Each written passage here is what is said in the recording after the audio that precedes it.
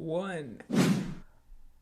Welcome everybody to our breakfast morning show, Breakfast with Babe, featuring Ahlee the Great and Vivian. Thank you for joining us. Oh, we appreciate you all being here today. I'm super excited to be back. I know it's been a little while since our last meetup here, Breakfast with Babe, right? Yeah. So before we get into the meat and potatoes, how are you, baby? I'm doing pretty well. You doing well? Mm-hmm. Anything new with you that you want to share with our viewers, baby? We put up our Christmas tree. Yeah. That's pretty exciting. Yeah. So, I was telling earlier, it's very sweet to be able to look into the living room and see how beautiful it is, and a reminder of Christmas. Aww, that's so true. I know, like, every time we were having dinner or breakfast or eating, I kept looking over and like seeing the silhouette of the tree around you. Yeah.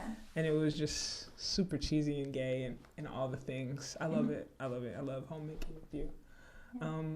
So I've been good. I've been kicking it with this one. We've been kind of just heavy kicking it. Like we kind of like U-Haul status a little bit. Like I've been spending a lot of time in Flint, which I don't mind. I love spending time with you. But it's the holiday season, and you know things are especially cozy due to COVID. So we've been doing a lot of staying home, quarantining together, and just keeping each other, you know, cozy. Because a lot of us, like for Babe, I know for Vivian, you know, you want to see your sisters and your brothers, and you have all the family members during the holidays. You know, it's going to be especially hard this year because of COVID. So, you know, all gayness aside, you know, we are doing us, but a big part for me of just making sure that I'm honing in on those moments is just to make sure that, you know, as your partner, that I'm here with you, and, you know, we're homemaking right now, and we're getting each other through the holidays, and, you know, COVID, it can be a little rough, so. Mm-hmm. Yeah, girl. No, I appreciate you being here. It definitely makes me a little less homesick. Yeah. And I get to share my holidays with someone, and someone special too, and not just an ordinary friend. Not that friends don't count and they're not cool, but you know, like yeah. But really nice. people should normalize platonic intimacy, man. Like, you love your friends, like, you know, within respectful bounds. You know, it's all good to like kick it with a friend, but it's a little different when you got your like your person.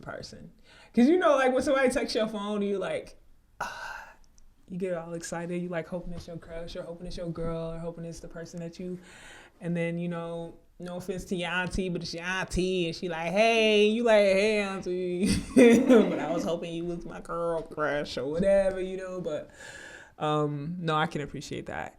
But I'm ready to jump into these topics, man. We put together a few talking points. Talking points? Is that a weird way to say that? Yeah. Talking points. Yeah, we put together some talking points we want to share with our viewers. So if you are just as invested in this as we are, feel free to comment. Let us know your thoughts. If you find something that's interesting, if we leave something out, let it be known in the comments. And without further ado, baby, jump into the first topic. How long should you wait to move in?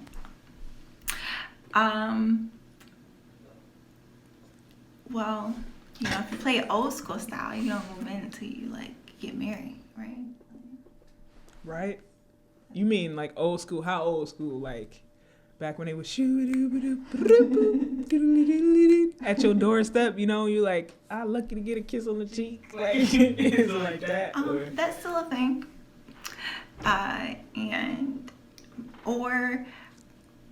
But more often than not, most people probably move in with their significant other for financial and stability benefit. Right. And so, you know, who am I to say when that is or when that's appropriate for a person? So to tell someone like 3 months is really a short time, or, you know, even being together for 2 years, it just kind of depends on the person, on the people, yeah, definitely case by case basis. people are. You say case by case basis. No, I totally agree. And I think for everybody has their timeline, like you were saying. And the way that looks for everyone, it could apply, sure. But me personally, I wouldn't want to put anybody else's like metric on my own relationship or like our relationship specifically. Because you and I, like, we kind of have like, you know, for lack of a better word, like peaks and valleys of like connectedness. And, you know, because when we started talking, we were like, we're going to play it cool, we're going to talk. It's going to, we like started off really slow and then accelerated and then we slowed down, accelerated.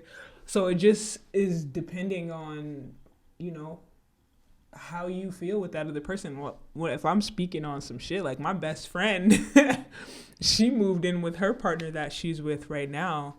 I mean, I think they moved in like the same day they met. Like awesome, like that might be exaggerating, but it was like within the same week. And she moved in with her family. Little complicated. I won't get into all the details, but they moved in and have been together. So I was 16. So, I mean, it's been like 14 years, 15 years, and shit, they moved in the week they met, and they just got married. So it's just like, you really have to trust your situation. I couldn't be happier with, you know, our timeline and how we're progressing. Like, I'm definitely not trying to jump the gun by any means, but I enjoy spending time with you, and especially being quarantined with you. Yeah, and that, I think that also kind of is a factor, certainly, because, you know, us trying to spend time together, but then also be considerate of how we're interacting with other people and the whole safety of it all. Right. So sometimes it just makes sense if you're here for 2 weeks. You know what I'm saying? And right. So it seems like right, a lot. Yeah. And we tell ourselves, like, we're being safe. We like, I don't mind spending a 14-day quarantine with you. Yeah. You know, it doesn't feel. Can I just say, before we move on to the next thing, can I just say, like, time is so weird when I'm here? Because before I know it, I'm like, it's February, bro. Like, you know, I'm just kidding. Like, new, bro? For real. Like, we pushing 6 months in. You know, sheesh. So, yeah. Should you share a bedroom or should you separate bedrooms? Like, so let's say, you know, you've moved in with said partner. You guys are now living together. Do you need your own room, Vivian?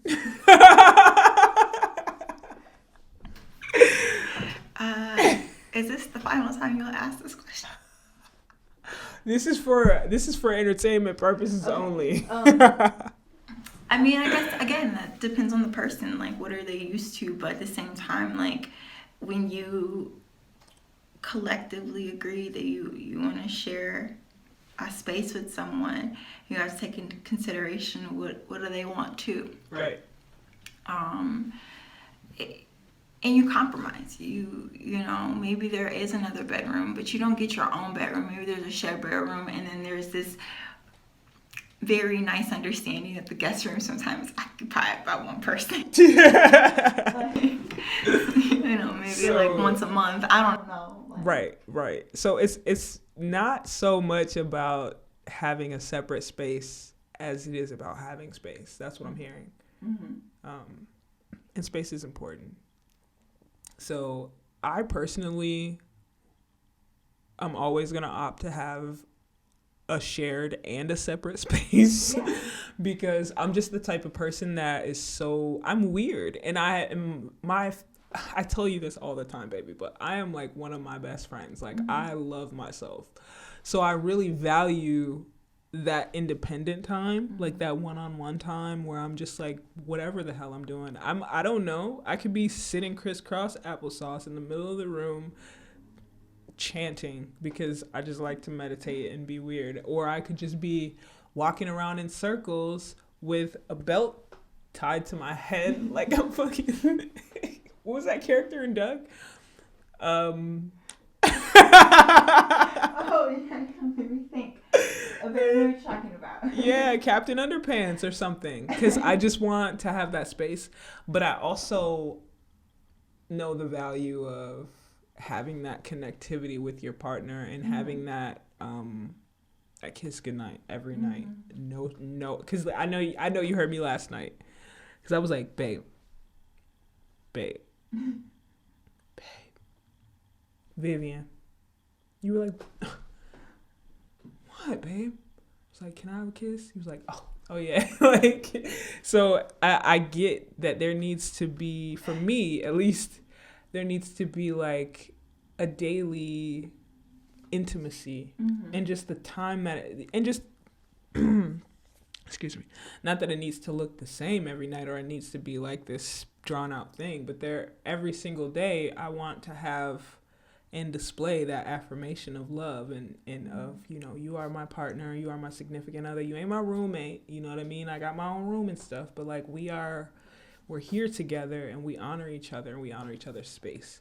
Now, with that being said, I don't think it's cool that I say, all right, we're going to share your room and then I'm going to have my own room. So I feel like it could be, you know, shared separate spaces. I don't know how that would work, but you know, just talking it out. Like, this is you and I, but like we're sharing this with people. Yeah. Like, this is you and I. Unfortunately, the way that my brain works, I think that our space is still my space. Because I'm going to decorate the bedroom, so. Right. So that's why my space is going to be what? Our space. Watch. Look at you, see her eyebrows go up? Y'all ain't catch that. Rewind it back. I'm dating a Libra. Who are you telling? The world. Y'all spoiled. Y'all loyal though. That's the one thing I'll say, and I ain't trying to segue or like get off topic because we have some set things we want to talk about before we go. But like, props to y'all out there who are the most spoiledest of spoiled brats in America, but are the most giving, loving, loyal little just spice babies. We love y'all. Y'all are so spicy, so sweet and so nice. So babe flips the switch. Like there'll be moments she's like, oh, good morning, babe. I love you. And then watch her don't get her way, and then she's like,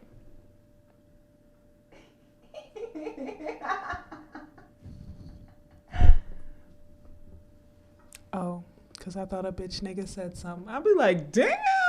It's the eyes, though. You have to peep the eyes because she's still nice and still, like, sweet. She ain't never just cussed me out. But you don't have to. You know that black mama eyes where they be like, you didn't even do nothing. You just standing there scared. Look at her face. She do black lady face. Yes, she do. Do it, show 'em, baby. See? Wait, take your glasses off. Y'all can't see it because she got glasses on. All right, do the eyes. Don't let her fool you. She's a big old softie. So, baby. Yeah. You want to share with us what's next on the agenda? Yeah. Breakfast with baby. Do you believe in the honeymoon phase? Do I? Mm-hmm. No. No. I don't believe there's a period of time that is like you get to just be loving and kind and that's bullshit. If that's the case, then you are just a closet narcissist and you just been waiting to switch up on a bitch. And don't get me wrong, I have been the sprinkle of toxic in the relationship in the past. But I look at it like this. If we're gonna measure our relationships in an amount of time where it's like love, like I just don't get this idea that there's an expiration date on the way you love your partner. And I tell Vivian this all the time, you know, because we have our moments where, you know, things get complicating, like in any couple, any relationship. And I always make it a point to, no matter what's going on or whatever challenge comes up, that it's like, you know, no matter what's on the table, like no matter what we're up against, it's you and I. Like, don't stop holding my hand just because you mad that I didn't get the Oreos and you wanted the fucking Oreos and now we in the car. Put your hand on my lap like you would have did had you got the Oreos. Like, we're not doing this. So a honeymoon phase, no, I don't believe in that. I believe that you get what you give in a relationship. And I believe that every day is Christmas. Every day is that person's birthday. Every day you're supposed to shower your partner with love. There shouldn't be a phase. So for those of y'all saying, oh, y'all just in y'all honeymoon phase.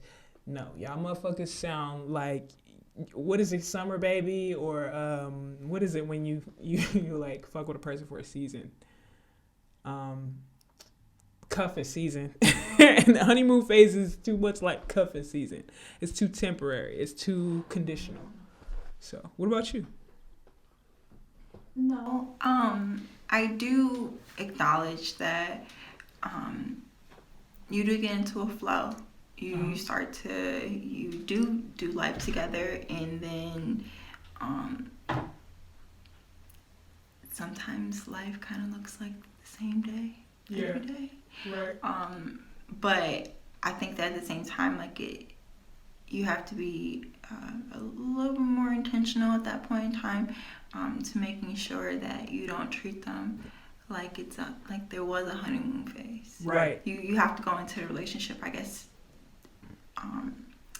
with that thought in mind. Like there won't be a honeymoon phase. It won't end because I care about this person so much that the thought that I would care for them less at any given day is strange. Right. It just don't feel right. Right. That's the thing, is there's never going to be a day where I'm like perfect. Mm-hmm. But there's also never going to be a day where I don't give it my all with you, or give it my all in general, like at the core of my being. So I wouldn't feel right letting you go to bed without, you know, at least that one intimate connection. And it doesn't have to be a kiss. It doesn't have to be, well, I do need my kiss every night. I'm not going to lie.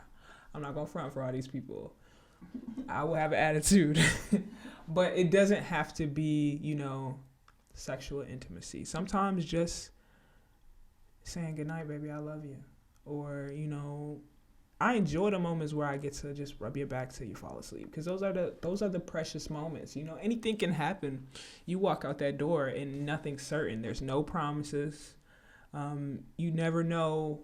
Hell, shit, there's no promises with anything. You could wake up one day and feel differently. So to just appreciate the time you have with the person is such a different and more rewarding approach to loving someone. Because it's like, it's not a chore. It's not complicated for me to just say I love you every day, or to just give you that gift of my time or my undivided attention, where I'm not scrolling on my phone. Because I do that sometimes. But at least every day I make it a point to say I'm going to give my baby my undivided attention today.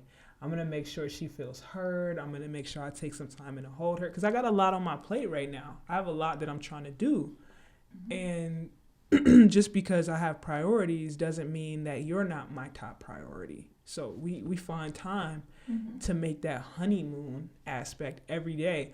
And you imagine being courted. Like, you imagine, how annoying is it to have that one person that was at you, just at you. What's up? How you doing? You so pretty. You so this. You so that. Every day be at you. And then you finally give them a chance. And then when they get you, it's like, you're no longer the shiny, bright toy. That's such bullshit.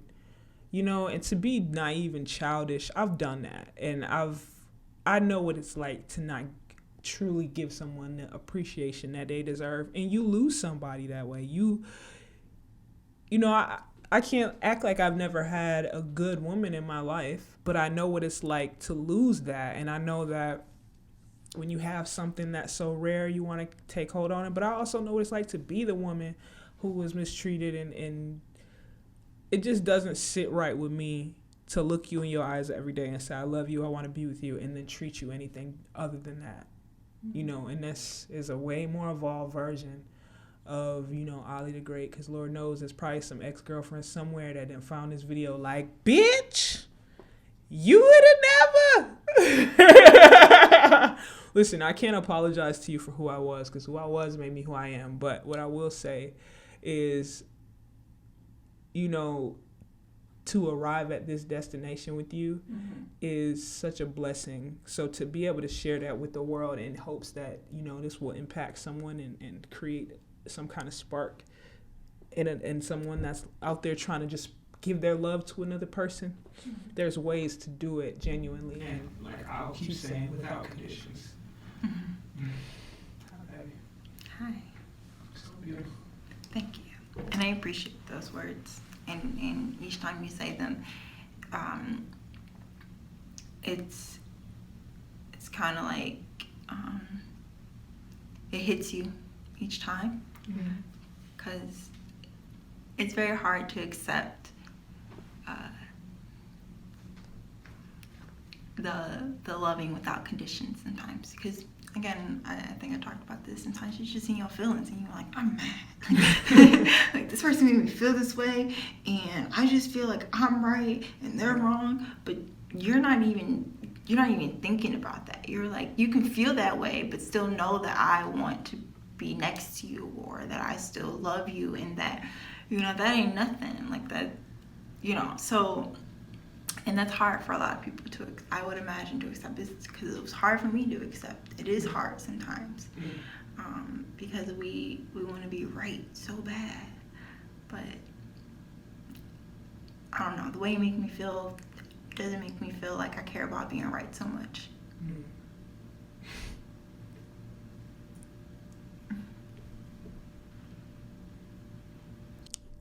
Sorry. It's cold in here. It is cold in here. We almost done. We opened up the window and not a good idea. You still recording on your end, right, baby? Yeah. Okay, good. Yeah. That's so powerful, man. It's so powerful and incredible to feel this way, to feel this deeply about someone, and to know they feel the same thing about you, and that it's not all in your head. You know? Yeah. It's crazy. Whew. What are deal breakers for relationships? What's a deal breaker for you, baby? If you cannot clearly state to me your goals and aspirations, that's a deal breaker. Oh yeah, that's a big. I'm not asking for the next multimillionaire, billion. No, I'm not. I'm just saying, what are you aiming for? That's all I want to know. And that's for you. I feel the same way. I think a deal breaker for me is probably in the same realm, but it's more so, who are you at your core? Like, I'm really big on belief systems, and I'm looking at. It's true though. I'm looking at the way you look at you. What do you believe? What do you believe in? Who do you trust? Do you trust anyone? How do you speak about your coworkers, your family members, your friends? How do you speak about yourself? Because who you are at your core, to you, is how you're going to treat me. You can't expect a person to treat you any better than they treat themselves. It just won't work. So I'm looking deeply into a person's psyche every time I'm in connection with someone. And I think what's powerful is patterns. Once you show me who you are, I need to trust that. So for me, it's your core belief system.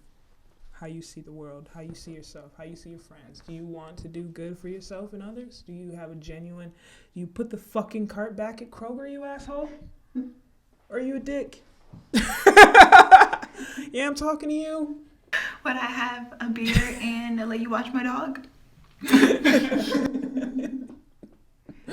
Oh, man. So, I mean, that was kind of basic. That was really simple. What's the next one, baby? Do you want kids? Why or why not? Oh. Oh, well, I mean, we've talked about this, and Yeah. and so, yeah, I definitely want kids.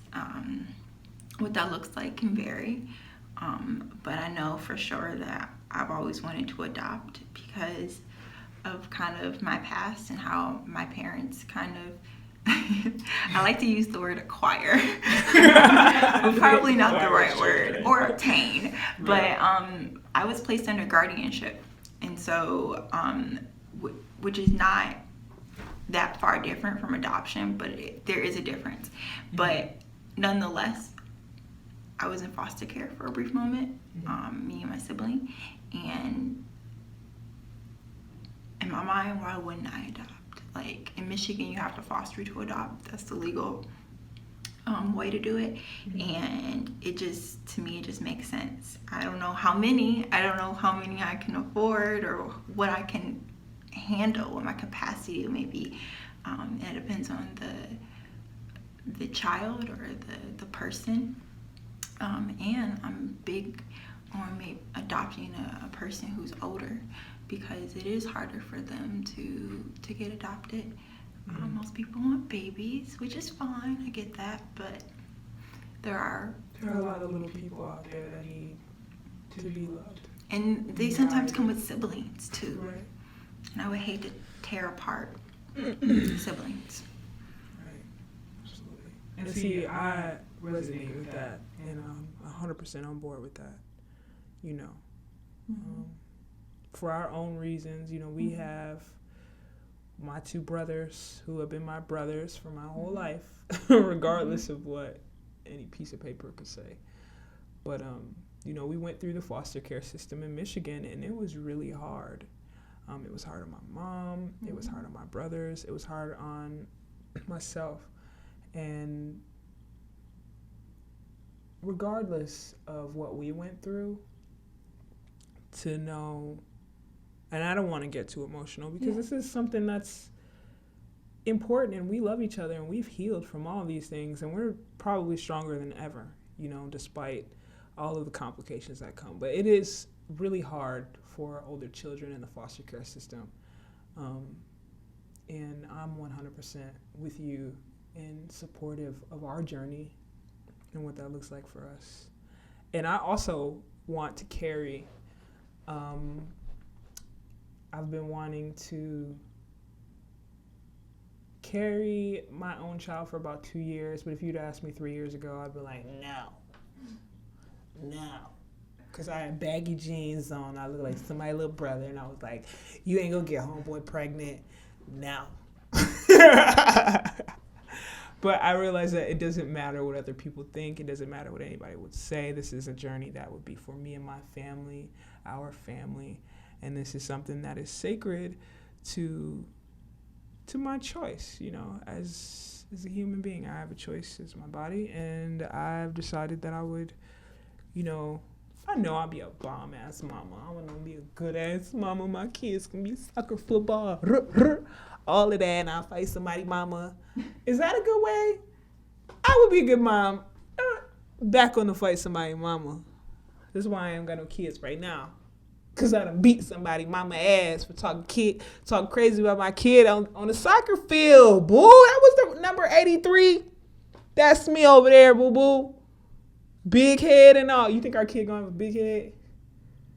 Okay, I went off on a tangent. But still, I do want to have kids, and I do want to carry, and that is a new revelation. And it's a touchy subject because I think, you know, being a mom is a scary thing. And I just want to make sure that I'm ready and that I can protect my child and bring a child into this world with nothing but love and resources and, you know, financial stability. So it's, yeah. Yeah, definitely. Not right now, though. No. Not right now. Not right now. We got things to do. Yeah.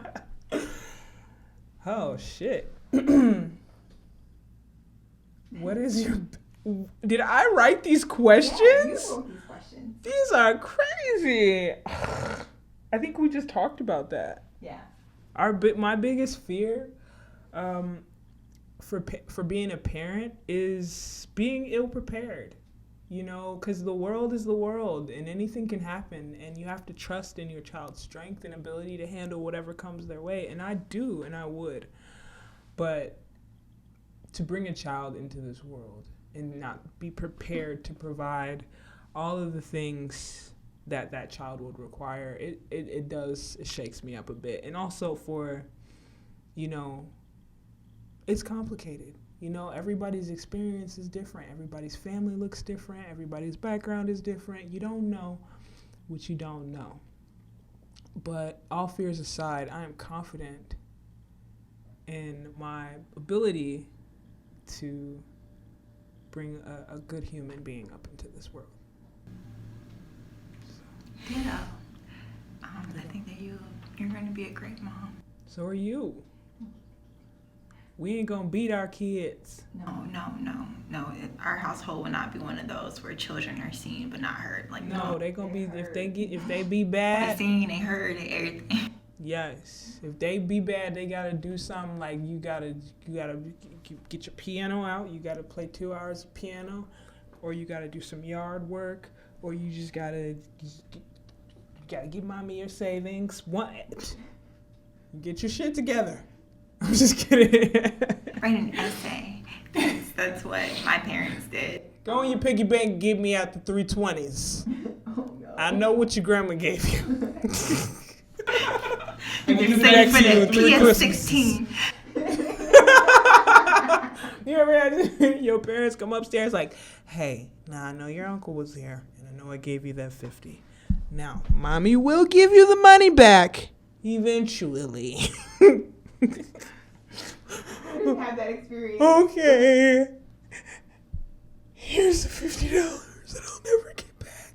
And then she done bought ribs and shit with it, feeding other people's kids. How did you do that? You going through something over there? I'm sorry. I'm back now. I'm back. I had those moments during Halloween, and my parents took all the good chocolate, out of our collection of candy. That would piss me off. That's whack as hell. Like, if you ever seen Jimmy Kimmel, like, that shit traumatized. You can't do, that's the one, we work hard. That's how they feel. As kids, they're like, we work hard. We get up every day. Like, why don't kids feel like Halloween is a full-time job? Like, you had 2 hours, maybe, of walking. Because they've been working all their lives on being good for the one, you know, that one time a year where they get the candy, and they one time, like they get all the candy. Like, that's how that works. Like, they go in the neighborhood, get about 100, 200 and some pieces, and they're like, I deserve this. I was good from January to like September. Like, yo, that's funny. That's true though. Like, I've been good. What about the kids that been bad all year? They just feel entitled anyway. Speaking of the kids that was bad all year, our mom told us one day, she was at work, y'all can't go trick-or-treating. We're not giving y'all no damn costumes. Y'all bad as hell. I had got caught skipping for like 11 hours, whatever Usher said. And she came home and found the fucking candy because we snuck out and went trick-or-treating anyway with no costumes because we were just bad as hell. We was like, you ain't gonna let us go? All right, sis, we're going to have to just wait until you go to work because, damn, and she found it instantly. It's like she knew we were going to do that shit. She came home and she was like, where is it? No, she just, smells like happiness in here. Where is it? Where's the shit? Y'all happy and shit? It was like, it's in the thing over there. And she just got all 3 bags and ate it. Well, she didn't eat all of it, but she was like sitting on the couch with the bags, going out of each bag, just like to show us, just like assert her dominance. I would do the same thing. Y'all went out when I told y'all no, give me them bags. Bring them over here. Me and your mama about to eat them. Sit up, gather around and get single file line. Now watch us eat this candy. Hey, which one's your favorite? This one's for you. What killed them even more would you just throw it away and you tell them, like, this isn't even good for you. Like, who are you? Satan? I would never do something so awful. You eat 6 pieces of candy out of each bag like a normal person, then you give it to them tomorrow. No, Where? out and they weren't supposed to. Actually, come to think about it, we had to sneak our candy. We would just wait till she wasn't paying attention, and we would just take little bits out of each bag. You would just throw the candy away? I would probably take some of it and put it away for them, but I would throw the rest. You know what? I would have to buy an extra bag of candy and hide it from you just to give to them when you wasn't looking, because you can't do that to our kids. Okay. Well, I'm just kidding. I wouldn't. Okay, so that's a reach. That's a reach, because I'm not gonna defy your rules, but I will be like, hey, shh, calm down. Yeah, she threw it away, okay? But I bought y'all some more candy. Now you gotta be good. Shh, she gonna hear us, huh? Shh. Here she come. I instantly think about Bernie Mac though. Anytime, like, you want some milk and cookies? Don't do that to our kids, man. You're gonna make them crazy. They're gonna be serial killers. She threw it away. I told you I'm destined to have Louise, like a character personality from Bob's Burgers, a little girl. No, your daughter is gonna be Wednesday, and we're gonna be lucky if she not hiding bodies in the garage. She threw it away. Yo, well, you guys, it's been great, honestly. We have to go. We have to do everyday things. We love you guys so much. Breakfast with Babe. It's been great, as always. Hi, Babe. Hi. Is there anything else you want to say to these guys before we go? It was a great chat. I enjoyed myself very much. It was super funny. You're super funny. You. Yeah. She threw it away. Sorry about that. So, also, this is like a special edition version.